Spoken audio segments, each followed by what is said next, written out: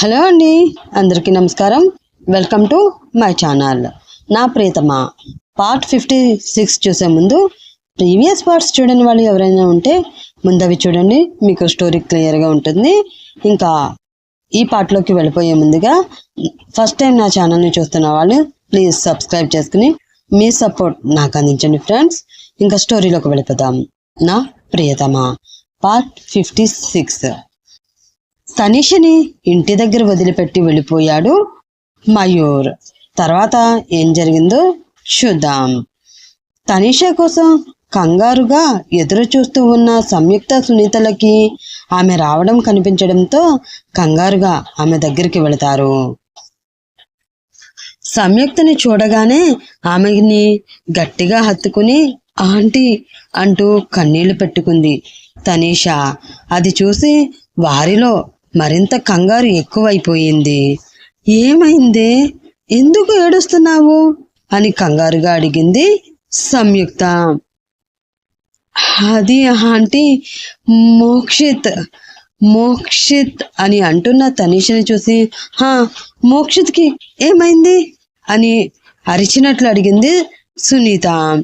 ఆమె అరుపు విని అక్కడికి వచ్చారు శ్రీధర్, సుదర్శన్, శైలజ. మోక్షిత్ నన్ను కాపాడే ప్రయత్నం చేస్తూ ఉండగా అతని కాలికి బుల్లెట్ తగిలింది, తనకి చాలా బ్లడ్ పోయింది. మయూర్ తనని హాస్పిటల్కి తీసుకువెళ్తున్నాడు అని ఎక్కిళ్ళు పడుతూ చెప్పలేక చెప్పింది తనీష. ఆ మాట విని మోక్షిత్ అంటూ గట్టిగా అరుస్తూ కుప్పకూలిపోయింది సునీత. ఏ హాస్పిటల్ అని కంగారుగా అడిగాడు శ్రీధర్. తెలీదు అంకుల్, మయూర్ తీసుకువెళ్ళాడు అని అంది తనీష. సరే అని తను కారు తీశాడు శ్రీధర్. అది చూసి ఏడుస్తూ కారు ఎక్కింది సునీత.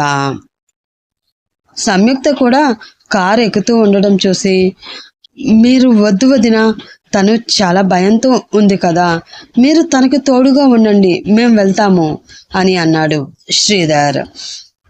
ఆ మాటతో ఆగిపోయింది సంయుక్త. శైలజ కూడా బాగా నీరసంగా ఉండడంతో ఆమెను కూడా సంయుక్తకి అప్పగించి తాను కూడా కారెక్కాడు సుదర్శన్. అశ్విన్ తనను వదిలి వెళ్ళిన దగ్గర నుండి గదిలోనే కూర్చుని ఉంది ధాత్రి. భువన, ధాత్రి టిఫిన్ చేసిందా అని అడిగాడు సురేంద్ర. లేదండి, తను వచ్చిన దగ్గర నుండి తన గదిలోనే కూర్చుని ఉంది అని చెప్పింది భువనేశ్వరి. సరే, నువ్వు వెళ్ళి తనని పిలుచుకురా అని అతను వెళ్ళి ప్లేట్లో టిఫిన్ వడ్డించుకుని వచ్చి సోఫాలో కూర్చున్నాడు సురేంద్ర. ధాత్రిని డ్రాప్ చేసి వెళుతున్న అశ్విన్ ఆలోచనలు రకరకాలుగా వెళుతున్నాయి. ప్రేమించిన వాడిలాగా మనుకి న్యాయం చేయలేకపోయాను, పెళ్లి చేసుకుని ధాత్రికి న్యాయం చేయలేకపోయాను. అసలు నేనెందుకు బ్రతుకుతున్నాను నాకే అర్థం కావడం లేదు. నా జీవితం ఏంటో, నేను బ్రతికి ఉండడం వల్ల ఎవరికైనా ఉపయోగం ఉందా అని ఆలోచిస్తూ ఉన్న అశ్విన్ చూసుకోకుండా ఎదురుగా ఆగి ఉన్న ఆటోని డాష్ ఇచ్చి కింద పడ్డాడు. డాడీ పిలుస్తున్నారు అని భువన చెప్పడంతో గది వదిలి నీరసంగా అడుగులు బయటికి వేసుకుంటూ వచ్చింది ధాత్రి. ఆమెను చూసి, రా తల్లి, ఏంటి ఇంకా టిఫిన్ చేయలేదంట అని అడిగాడు సురేంద్ర. అతని ప్రశ్నకి ఏం సమాధానం చెప్పకుండా మౌనంగా వచ్చి అతని పక్కన కూర్చుని అతని ఒడిలో తల పెట్టుకుని పడుకుంది ధాత్రి. ఆమె కంటి నుండి కన్నీరు కారుతూ ఉంది. బంగారం, ఎందుకురా ఆ కన్నీరు? ఈ డాడీ తెలిసి నిన్ను కన్నీటిలో వదిలేశాడు అని అనుకుంటున్నావా అని బాధగా అడిగాడు సురేంద్ర. నాకు తెలుసురా, నీకు సాత్విక్ అంటే ఇష్టమని, కానీ యుఎస్ఏలో నువ్వు జాబ్ చేయాలి అని నా ఆశ కోసం అతనితో బ్రేకప్కి కూడా నువ్వు సిద్ధపడ్డావు. అలాంటి నీ ఆశలు నేనెలా కాదంటాన్రా? నీకు ఇష్టం లేని పెళ్లి చేస్తూ ఉంటే ఈ తండ్రి గుండె ఎన్నిసార్లు చచ్చి బ్రతికిందో నీకు తెలుసా? అతని కాళ్ళు కడిగి నీ చేతిని అతని చేతిలో పెడుతూ ఉంటే అక్కడికక్కడే నా గుండె ఆగిపోతే బాగుండును అనిపించిందిరా. నాకు తెలుసురా, నువ్వు అతను నీ మెడలో తాళి కడుతున్నప్పుడు ఎంత ఏడ్చావో. నువ్వు చిన్నపిల్లలా ఉన్నప్పుడు చిన్న దెబ్బ తగిలి ఏడుస్తూ ఉంటేనే మీ నాన్న గుండె ఆగిపోయినంత బాధ కలిగేదిరా. అలాంటిది నీకు ఇలాంటి బాధలు ఇస్తున్నందుకు మరి నేనెంత ఏడ్చానో నీకు తెలీదు. నాకు అప్పుడు అనిపించిందిరా, ఆ రోజు యాక్సిడెంట్లో అశ్విన్ తండ్రి బదులు నేనెందుకు పోలేదా అని. అంటున్న సురేంద్ర నోటికి కంగారుగా అతని ఒడి నుంచి పైకి లేచి తన చేతిని అడ్డుపెట్టింది ధాత్రి. ఆమె చేతిని తీసి ప్లేట్లో టిఫిన్ ఆమెకి తినిపిస్తూ, నన్ను చెప్పని తల్లి అని అన్నాడు సురేంద్ర. వాళ్ళని ఏడుస్తూ చూస్తుంది భువన. నువ్వు చేసిన ఆ ఒక్క యాక్సిడెంట్ వల్ల ఆ కుటుంబం వారి ఇంటి పెద్దను పోగొట్టుకోవడమే కాదు, అశ్విన్ చదువు మధ్యలో ఆగిపోయింది. ఆ తండ్రి తన కొడుకు కష్టపడకూడదని స్టార్ట్ చేసిన బిజినెస్ లోని పార్ట్నర్స్ అదే అదునుగా భావించి బిజినెస్ లో డబ్బు అందరూ పంచుకుని అప్పులు మాత్రం అశ్విన్ ముందు పెట్టారు. నువ్వు చేసిన ఆ చిన్న తప్పు ఒక్కసారిగా ఆ కుటుంబాన్ని రోడ్డు పాలు చేసి మేము ఇంకా బ్రతకలేము, చచ్చిపోతే బాగుండును అన్న నిర్ణయానికి తీసుకువచ్చింది. నీ వల్ల వాళ్ళకి వచ్చిన ఆ పరిస్థితికి ఏం చేయాలో నాకు తెలియలేదు తల్లి. ఇంత జరిగినా తాగి నువ్వు డ్రైవ్ చేసి వారి ఈ పరిస్థితికి కారణం అయినా కూడా అశ్విన్ నీ మీద కేసు పెట్టడానికి ఒప్పుకోలేదు. జరిగిందేదో జరిగిపోయింది. ఇప్పుడు కేసు పెడితే వాళ్ళ నాన్న తిరిగి రారు, పైగా తమ వల్ల ఒక ఆడపిల్ల జైలు పాలయ్యింది అని వాళ్ళ నాన్న ఆత్మ బాధపడుతుంది అని అన్నాడు ఆ అశ్విన్. అలాంటి వ్యక్తి నీ జీవితంలోకి వస్తే బాగుంటుంది అనిపించింది. కేసు పెట్టడానికి ఒప్పుకోని వ్యక్తి నష్టపరిహారం కింద డబ్బులు ఇస్తానంటే అస్సలు ఒప్పుకోడు అనిపించింది.